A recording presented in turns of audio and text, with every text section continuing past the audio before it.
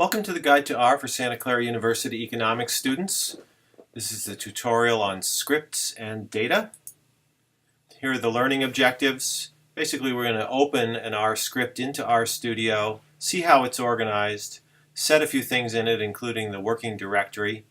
We'll use that script to install and load packages into R, and then we'll see how to import and look at some data and deal with a couple of common problems that arise. You can find links to this tutorial as well as the scripts and the data at this website. So let's get started.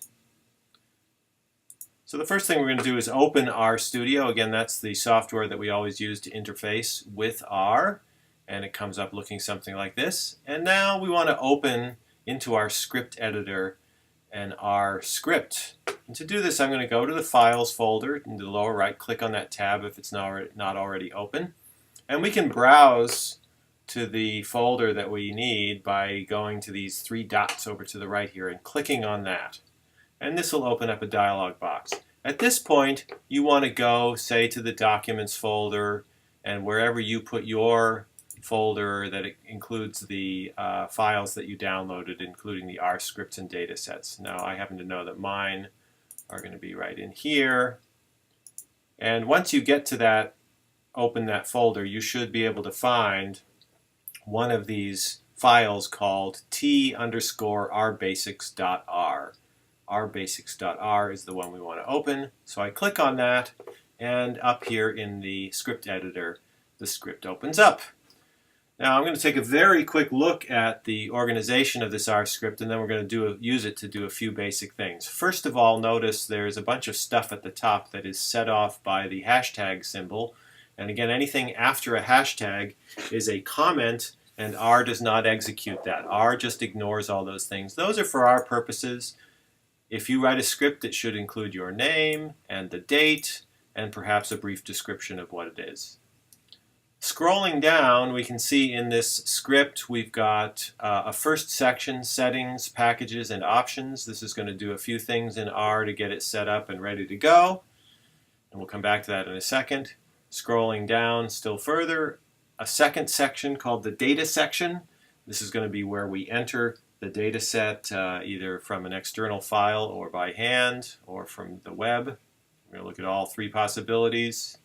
And finally, an analysis section where we would put any regression commands that we were running, etc. This is empty in this case because we're not going to do any analysis in this tutorial. So let's go back up to the top. I want to point out a few things that happen here.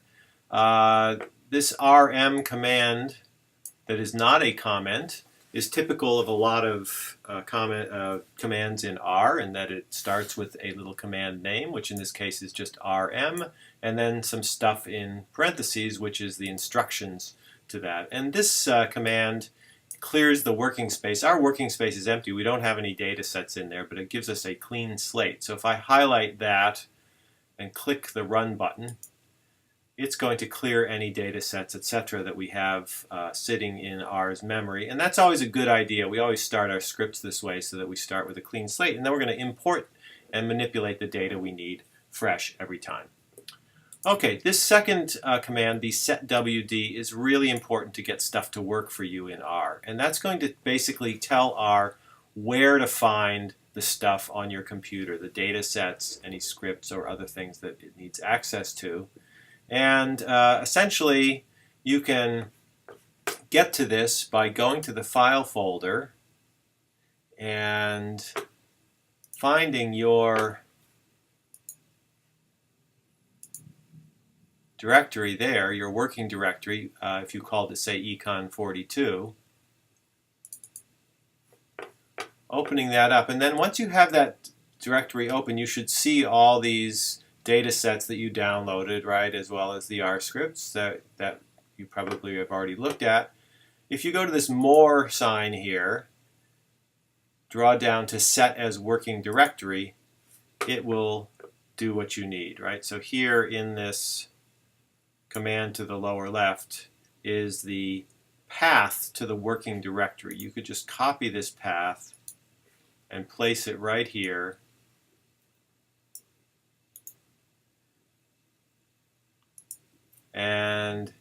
that is going to now give R an instruction as to where to find the data. So then we can run this, and it will have set this working directory.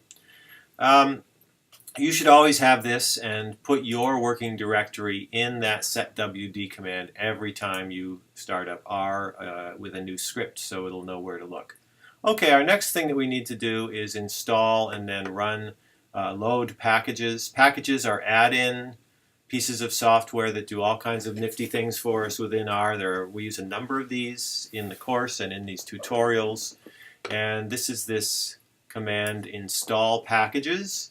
I've already installed all my packages. I'm not going to run that. If you do run it, hit the run button after you've highlighted the whole command. You're going to see down here in the console a whole lot of stuff. And because this has to go and download things from the web, it may take a couple minutes depending upon the speed of your connection. So go ahead and do that. Now once you've done that, all those packages reside on your computer, but they're not accessible to R unless they're loaded into R's memory. To do this, we use these commands called the library commands.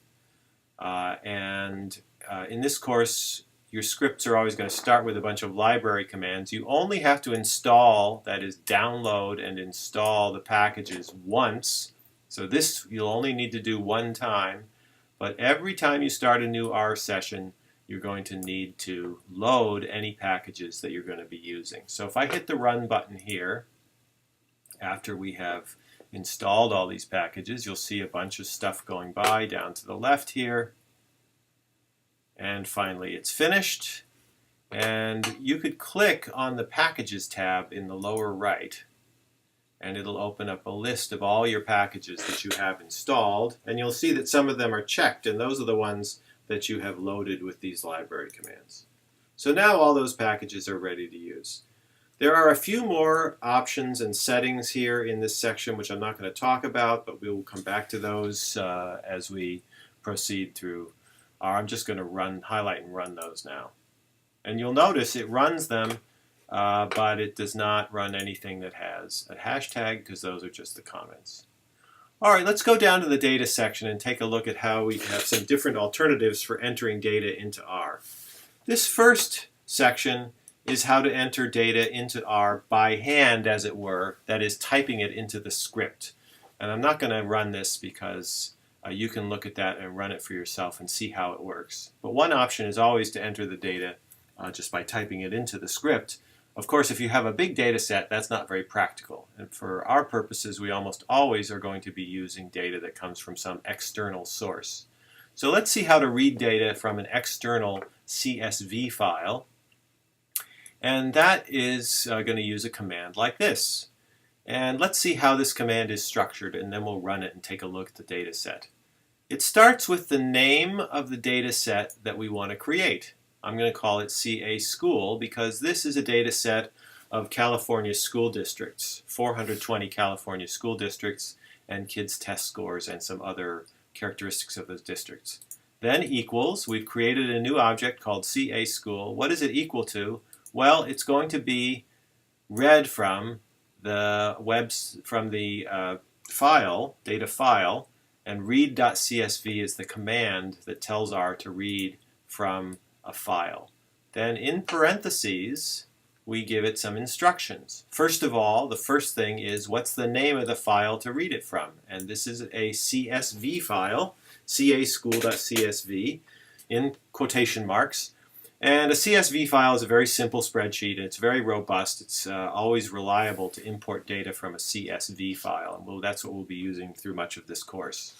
Then a comma, then some other information that helps it read it in correctly. So almost all of our data reading files will look something like this.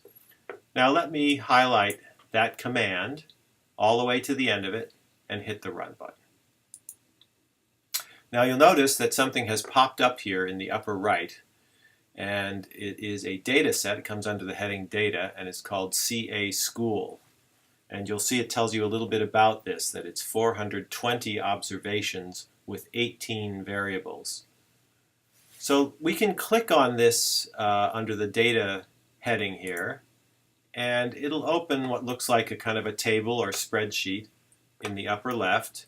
and you can look at what the data looks like. And each row, of course, represents an observation, in this case a school district.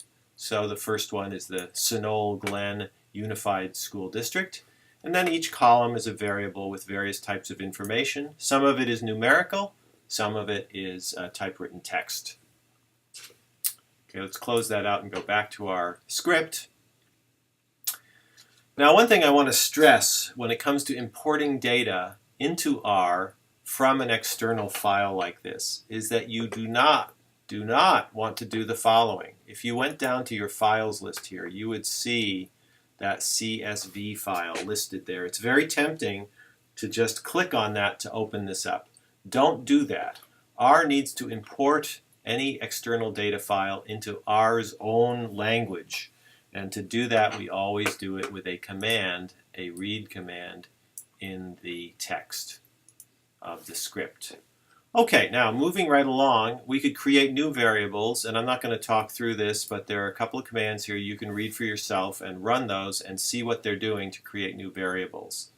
And this is really powerful because very often we want to manipulate the variables that are available in the data to create new variables for analysis. All right, the last thing I want to do is show you how to read data from a database that's on the internet. And there are a lot of utilities for doing this in R that are really handy. But one of the nifty ones here is uses a WDI package. And this is going to read data from the web that comes from the World Development Indicators data set, which is a tremendous amount of country information from a variety of sources assembled into this data set.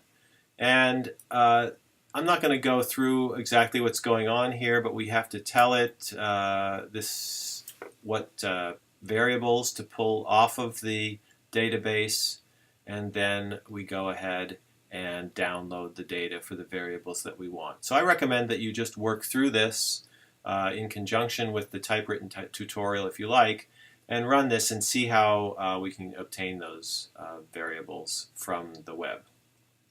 Now, there's one last thing I want to note here, which is a problem that frequently haunts beginning R users. Let me go back to this command that read the data in and highlight it and run it again. So here it looks like I've highlighted this whole command. I haven't actually quite, and I'm going to hit the run button. Click. Now, if we look down in the console here, you can see that it's got a plus sign, and that means that R has kind of hung here and is waiting for further instructions.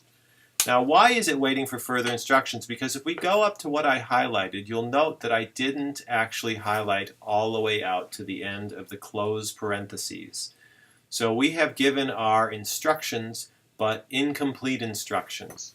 You need to make sure that you highlight whole commands. And sometimes commands will extend over more than one line, as in this case here for the WDI list command. If I'm going to run that, I want to make sure I highlight the whole thing from soup to nuts, as it were. Now, if you find yourself in this situation, go down to the console, click so that the cursor is flashing next to that plus sign, and hit the escape button on your keyboard. And that'll get you back to this prompt that looks like a greater sign, and that's where you want to be. Now you can run another command, such as this one. I'll hit the run button, and it runs all the way because I've highlighted the complete command. So always make sure you do that carefully. To close out R, I might want to save this tutorial script because I did change the working directory. If I've made any changes, I do want to save it, but I'm not going to in this case. That'll do for today, and we'll see how we can do some analysis in upcoming tutorials.